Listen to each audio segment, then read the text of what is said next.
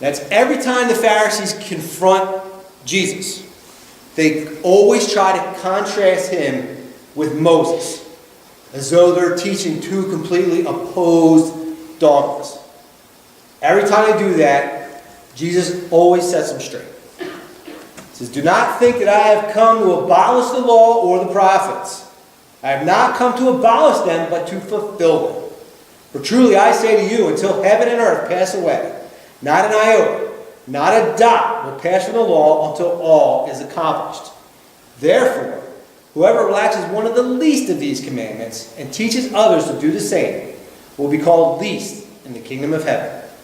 But whoever does them and teaches them will be called great in the kingdom of heaven. For I tell you, unless your righteousness exceeds that of the scribes and the Pharisees, you will never enter the kingdom of heaven." Now the last line is going to come back into play later tonight. See, back then, the Pharisees were trying to make Jesus antinomian.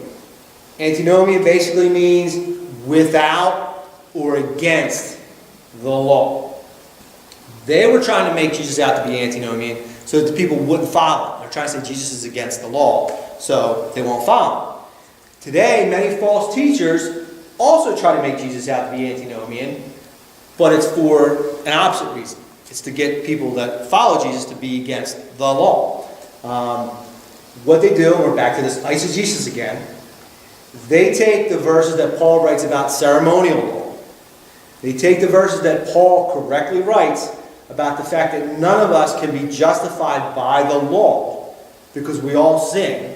None of us can perfectly fulfill the law, so we're dependent on Jesus. But then they ignore everything Paul writes about our call to be holy, so that they can completely divorce the law and the gospel. And then they call us, who do what the law commands and teach it to others, they call us Pharisees.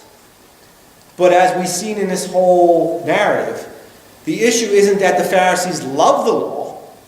The issue is that the Pharisees use the law for their own evil intent, and that they don't recognize that Jesus is the perfect fulfillment of the law. So that's a real Pharisee.